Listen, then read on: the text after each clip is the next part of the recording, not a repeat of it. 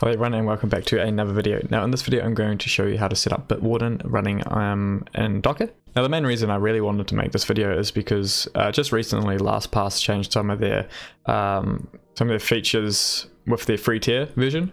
So you can no longer have a laptop and a phone connected at the same time. So you can only have, LastPass logged in on a laptop device or laptop devices, but you can't mix laptops and phones. So this is the main reason I just want to kind of show people how they can actually self-host Bitwarden, which is a fantastic password manager themselves. So as you can see here, we are currently on the Docker Hub page, the Bitwarden Docker Hub page, and it's honestly such a simple install. So the process really is, if we come down, is that we'll pull the image for the Bitwarden server, and then we will just run this command here. Now, as you can see here, let me zoom in a bit so you can see.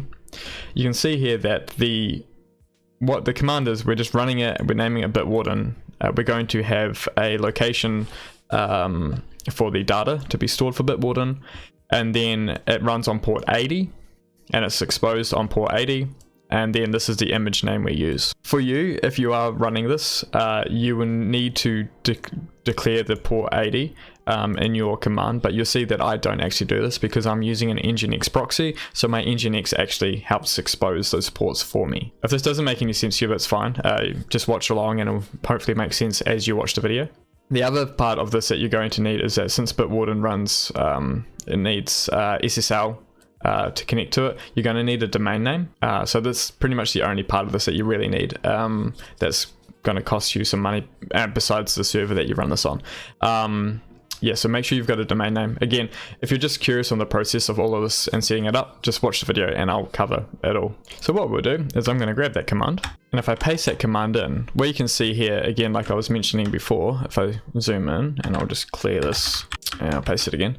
As you can see here, it's requiring this somewhere to be local on my server. So what I'm going to actually do is cancel out of this, and I'm going to make a directory called Bitwarden.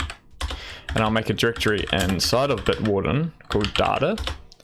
And then what I'm going to do is change that to the file path mount Bitwarden data, so that I've got Bitwarden's data stored on my mount directory, which is part of my Raspberry Pi running on an external hard drive. But if you're wanting to run this, you can purely just run this command. And then I need to make some changes since I've got Nginx handling everything. I don't need to worry about the ports because I will manage that port exposed and Nginx. And let's just make sure we're happy. Yep, Docker run.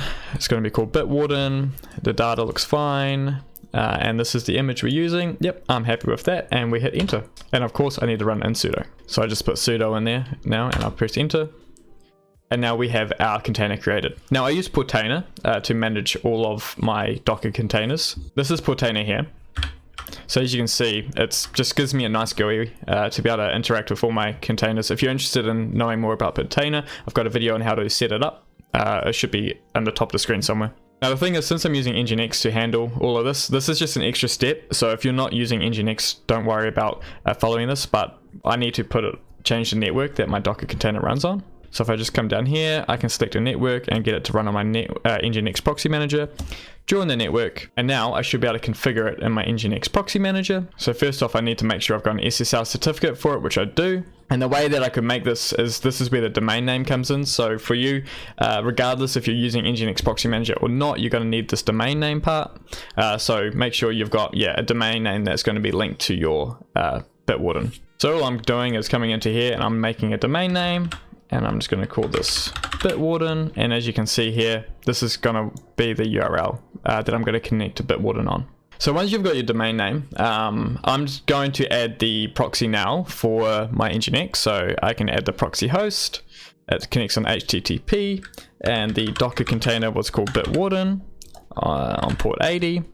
The domain names, so it was bitwarden, warden.techdocs.nz.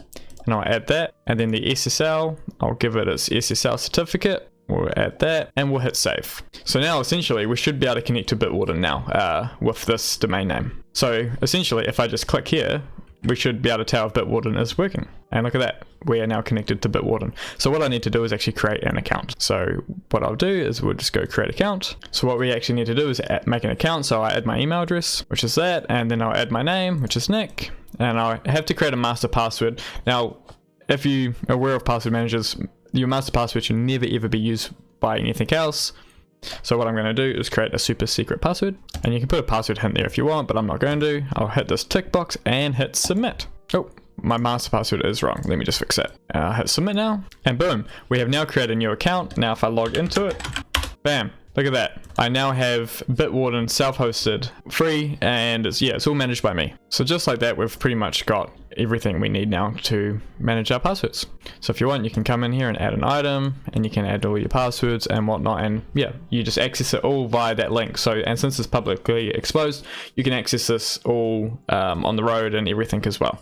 But yeah, that's pretty much how to install Bitwarden. And I use an Nginx proxy, which kind of made the process a little bit more confusing to follow along if you aren't using one. But essentially all you had to do was run that Docker command with exposing the port 80 with your domain name linked up, and yeah, just like that.